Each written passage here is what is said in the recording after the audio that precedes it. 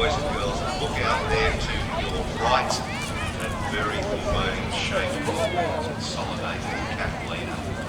Some consider this aircraft to be obsolete before the outbreak of the Second World War, but it's certainly a light to that fact. We've had 4,051 of these produced, and they had it in about 16 different variants. It is not quick, as you can see. If you look out there now, look back in 5 minutes, and pretty much be still in the same position. Powered by 212 starting the engine over there, radial engines. Same engines that are in the DC-3. I have one inside my body. There's an incredible wingspan. Around here, Canso. As it is now with the floats contracted. And when they were manufactured, basically it was only the first third of the wings that was made out of metal. The rest of it, very light aluminium frames, which was doped. Very lightweight, but also very maintenance intense with regard to salt.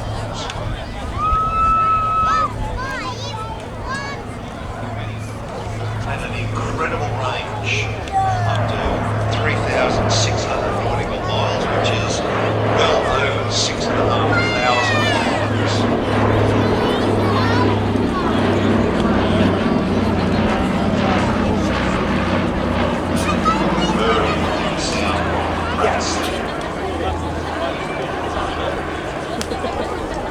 Known as the PBY, or the Catalina 1 to 6, PB2, B2, depending upon who manufactured them. The Nomad, it was the Naval Aircraft Ltd. The US Army actually operated some of these, and they called it the OA-10. The Canadians called it the Canso. And this aircraft was actually originally ordered for the Royal Canadian Air Force as a Canso A amphibian, so equivalent to the US G-PBYA Pickens at Cartierville, Quebec.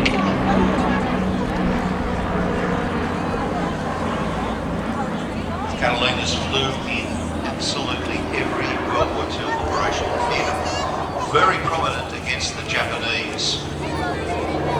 Some of their more notable works during the war included shadowing the Bismarck. The US Navy Catalina found the Japanese fleet approaching Midway Island. An RAF Canso actually also discovered the Japanese fleet approaching Ceylon, where they were going to attack the British Pacific Fleet, or the Indian Fleet, based in Trincomalee. 2 VCs awarded to Catalina pilots.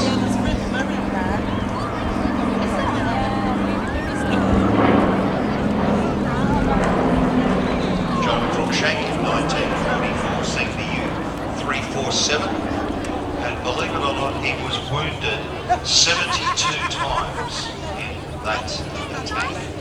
He survived and managed, he passed out during the flight on the way back, but then managed to revive, land the aircraft safely, saving all his crew. Flight Lieutenant David Hornwell, Royal Canadian Air Force, attacked the U-1225, and his VC was awarded posthumously. They sank over 40 U-boats during World War II. You can see the wingtip floats have now been extended. In this configuration that the aircraft takes off and lands.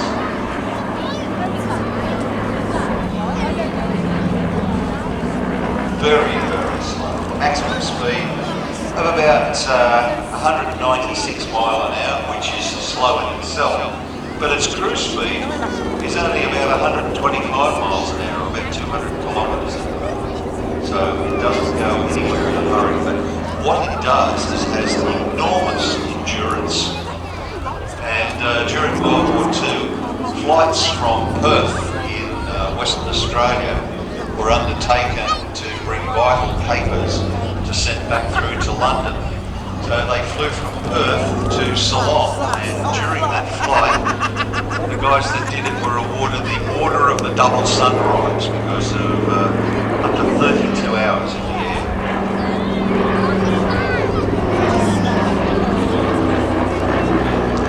They had one or two 30 caliber machine guns in the bow turret, two 50 caliber machine guns in the blister position, those big piles that you can see on the back. From those, the view is absolutely incredible. There's also another 30 caliber machine gun position just behind the step, that boat-like shape under the fuselage. At the back end of that, you can actually lift up the floor and open the 30 caliber machine gun. It would also carry 4,000 pounds of bombs, or mines, depth charges, or torpedoes. We know some enterprising people, both in the China-Burma Indian theatre and also the Pacific, use bottle bombs. They get razor blades, put them inside empty beer bottles and throw them out, and they make an incredible screaming noise.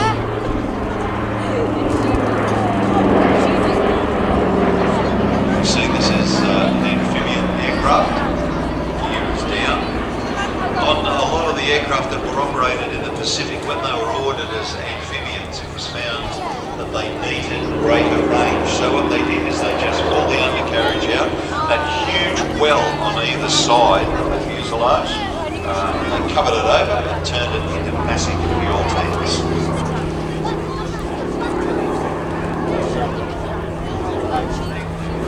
Used to rescue downed pilots on what were known as Dumbo missions, where the US Navy guys and US Marine Corps would be attacking island positions in the Pacific. The Catalinas were sent out to loiter near the islands in case there was an aircraft that was down, and they would then go in and try to rescue them, often under heavy fire. It was actually a US Navy Catalina that rescued 56 survivors from the USS Indianapolis, being sunk after delivering the first A-bomb.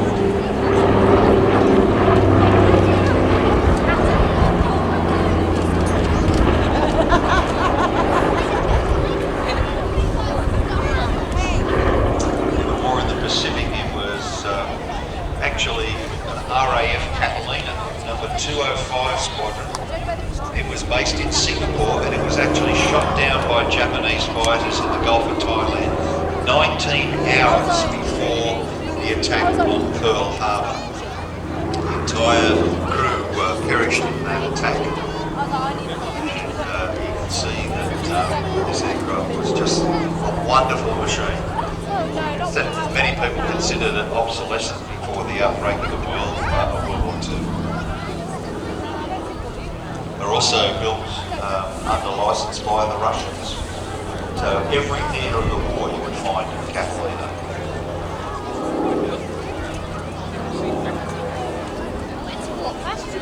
I couldn't see you. Now this aircraft is painted to represent aircraft operated by the US Army Air Force, an 0810 Catalina. Belongs to the different emergency rescue squadron. Basically hails from Suffolk. The original aircraft was lost on the 30th of March 1945 during the rescue mission when Strata Bottle by two Messerschmitt 262 jet fighters. Parasol wing sitting up above the fuselage on the pylon, and in that pylon above the fuselage sat the flight engineer with all of his clocks and dials and the fuel gauges, most important on this aircraft.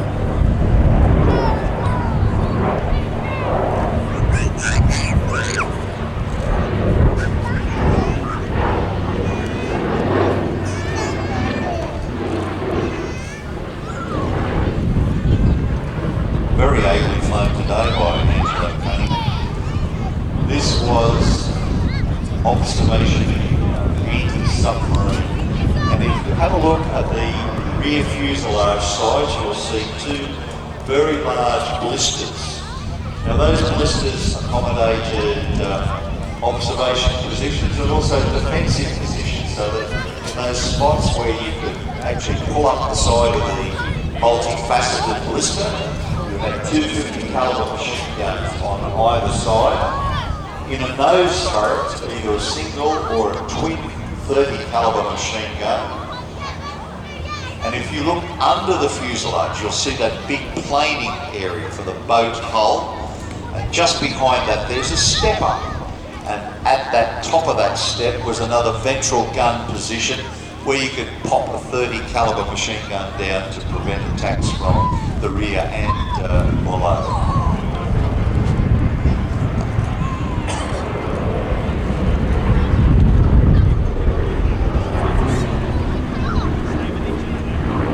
Initially referred to as the PBY Catalina. PB for patrol bomber, and Y was a designator given by the US Navy in a system that stretched back to 1922 for the Consolidated Aircraft Ltd. It wasn't just applied to the Catalina, it was a system of codes that applied to all manufacturers that supplied the US Navy. It was produced between 1936 and 1945 in 16 different variants, but always a long-range patrol bomber. Called variously the PBY, the Catalina 1-6 by the British, PB2B2, PBN1 Nomad for the ones built by the Naval Aircraft Factory. They were also built by Consolidated, Vickers Canada, Boeing Canada, and also in the Soviet Union, used to license variant. US Army operated them as the OA-10, which seems quite odd, and the Canadians referred to it as the Canso.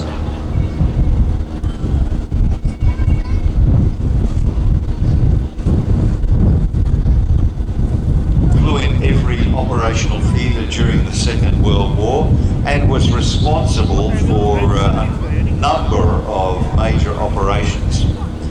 RAF Coastal Command Catalina found and shadowed the Bismarck. The US Navy Catalina found the Japanese fleet approaching Midway Island, and the Royal Canadian Air Force Canso discovered the Japanese fleet approaching Ceylon with the intention of destroying the Royal Navy Indian Ocean Fleet. You can now see those wingtip floats extended for the landing and takeoff position, providing support and flotation for the aircraft. Unlike things like the Sunderland, those floats are retractable, adding to the aerodynamics of the aircraft. I think that's such a deep design. When you slow, you need everything possible to reduce drag. Incredible to think that an RAF Catalina of 205 Squadron that was based in Singapore was shot down by Japanese fighters in the Gulf of Thailand some 19 hours before the Japanese attacked on Pearl Harbor, because they were concerned that the Catalina may have spotted part of their invasion fleet that was heading to Malaya to land at Kota Baru. 2 VCs won by pilots flying Catalinas, one by John Cruikshank, who sank the U-347 in 1944. He was wounded 72 times, individually 72 times, passed out, still managed to come to and land the aircraft, and he was awarded the VC. Flight Lieutenant David Hornwell, Royal Canadian Air Force, he was attacking the U-1227 and was awarded the VC posthumously. You can see those floats on the wingtips now being contracted. Catalina's had a great scorecard, scoring 40 of them, including the last that was sunk by an aircraft in World War II. They were used in Dumbo operations, particularly in the Pacific, Southwest Pacific, where the US Navy would be attacking Japanese targets and any damaged aircraft that could get back to their carrier. They ditched away from the target as far as they could. Sometimes it was in very close. And Catalinas were there on patrol, waiting for that, and they would go in and pick up the downed pilots. They also rescued 56 survivors of the USS Indianapolis after it was sunk following its delivery of the first atomic bomb to the islands fitted to the B-29s. Mentioned Paul Tibbins earlier on. He was on the first B-17 raid over Europe. They had an incredible range, up to 3,600 nautical miles, or 6,600 kilometres. During the war years, this long range and endurance was put to great use. In one particular operation carried out by Qantas, which operated during the Second World War. They flew personnel and dispatches between Australia and Ceylon up to Trincomalee. And in that flight, at a maximum speed of 125 miles an hour, some 32 hours, the people on board those flights were awarded what was called the Order of the Double Sunrise.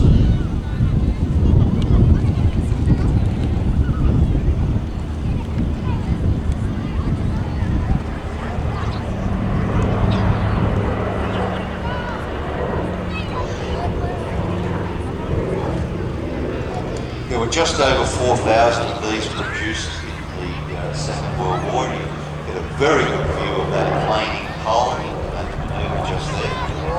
But very few of these aircraft have survived in airworthy condition. This particular machine, operated by Canso, as we said yesterday, a very name, Catalina Aircraft. It's painted up as Miss Pickup.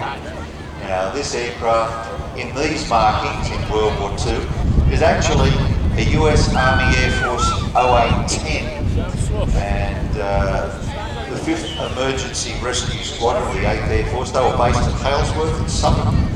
The original aircraft was lost on the 30th of March 1945 during a rescue mission, when it was strafed on the water by two Messerschmitt 262 jet fighters led by Hans Dieter Huddy Weiss on one JG7. That's the reason for the white marking. A lot of the Catalinas were painted black for night operations, and they flew on very long range missions, some of them going up to Warwickshire and Hong Kong Harbour, mining the harbours there. They were also responsible for bottling up the Japanese fleet in the Philippines, which permitted General Douglas MacArthur to land relatively unopposed on Mindoro. Cameras out again, ladies and gentlemen. This is the aircraft flies past. Give him a huge wave as he goes through. This is a wonderful aircraft, beautifully maintained, and it is fantastic to see this aircraft.